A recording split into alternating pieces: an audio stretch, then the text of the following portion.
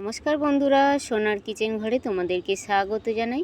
তো আজ আমি তোমাদেরকে খুবই মজাদার একটা ডালের রেসিপি বানিয়ে দেখাবো। তো এই রেসিপির ভিডিওটি পুরো দেখার অনুরোধ রইল। আর রেসিপিটি যদি ভালো লেগে থাকে কমেন্ট করো, লাইক শেয়ার সাবস্ক্রাইব করে আমার পাশে থেকো।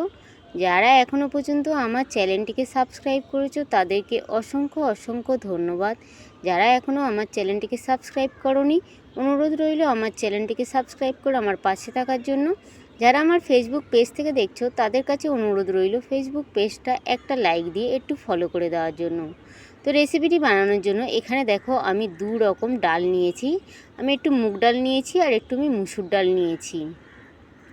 ডাল দুটোকে আমি এক করে দিলাম, দিয়ে এবার খুব ভালো করে আমি ধুয়ে পরিষ্কার করে নেব ডালটাকে। তারপরে দেখো এখানে ডালের জন্য আমি গ্যাসের মধ্যে একটা কড়াইতে অনেকটা পরিমাণে জল দিয়ে দিয়েছি। জলটা খুব ভালোভাবে গরম হয়ে গেছে। গরম হয়ে যাওয়ার পরে আমি যে ডালটা নিয়েছিলাম আমি ওই ডালটা এই জলের মধ্যে দিয়ে দিলাম। দিয়ে ডালটাকে এবার আমি খুব ভালো করে ফুটিয়ে নেব।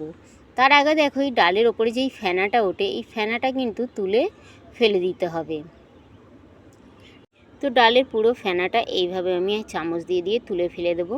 যতবার ডালটা থেকে এইভাবে ফেনাটা উঠবে এইভাবে কিন্তু ফেনাটা তুলে ফেলে দিতে হবে।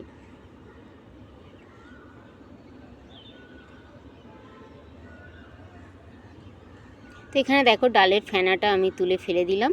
দেওয়ার পরে কিন্তু ডালটা খুব ভালোভাবে ফুটে গেছে। আর এখানে দেখো ডালটা কিন্তু প্রায় অনেকটা সিদ্ধ হয়ে এসছে।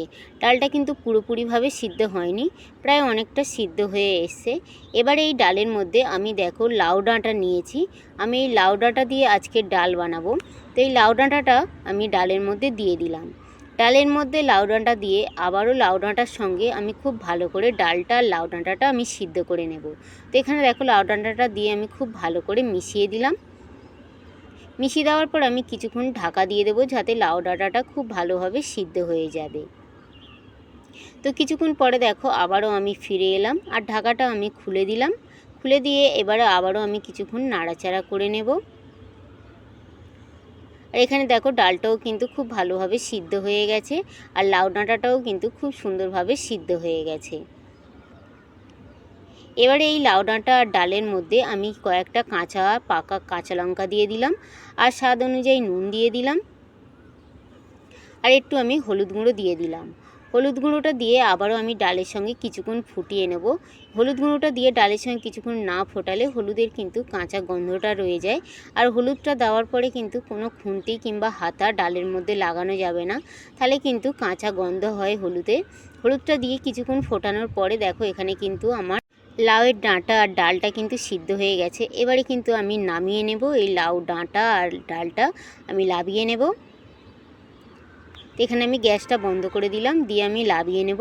লাবিয়ে নেওয়ার পরে দেখো আবারও আমি কড়াইটা বসিয়ে দিলাম। কড়াইতে আমি একটু সর্ষের তেল দিয়ে দিলাম। সর্ষের তেলটা গরম হয়ে যাওয়ার পরে ওই তেলের মধ্যে আমি একটু গোটা জিরে আর একটা তেজপাতা আমি দু টুকরো করে দিয়ে দিলাম আর দুটো শুকনো লঙ্কা আমি ফাটিয়ে দিয়ে দিলাম। এবার এই ফোড়নগুলো আমি খুব সুন্দর করে ভেজে নেব। তো ফোড়নগুলো ভাজা হয়ে যাওয়ার পরে এখানে দেখো আমি একটু রসুন থেঁতো করে রেখেছিলাম। ওই থেঁতো করা রসুনটা আমি একটু তেলের মধ্যে দিয়ে দিলাম। দিয়ে রসুনটাও আমি একটু নাড়াচাড়া করে নিলাম। রসুনটা নাড়াচাড়া করে নেওয়ার পরে এখানে দেখো আমি একটু পেঁয়াজ দিয়ে দিলাম। পেঁয়াজটা আমি একটু লম্বা লম্বা করে কেটে রেখেছিলাম। তো পেঁয়াজটা দিয়ে পেঁয়াজটাও আমি একটু ভেজে নিলাম। পেঁয়াজটা ভেজে নেওয়ার পরে ওই পেঁয়াজ ভাজার মধ্যে আমি একটা টমেটো লম্বা লম্বা করে কেটে রেখেছিলাম, ওই টমেটোটা আমি দিয়ে দিলাম। টমেটোটা দিয়ে টমেটোটাও আমি কিছুক্ষণ নাড়াচাড়া করে নেব যাতে টমেটোটা একটু গলে গলে যায়।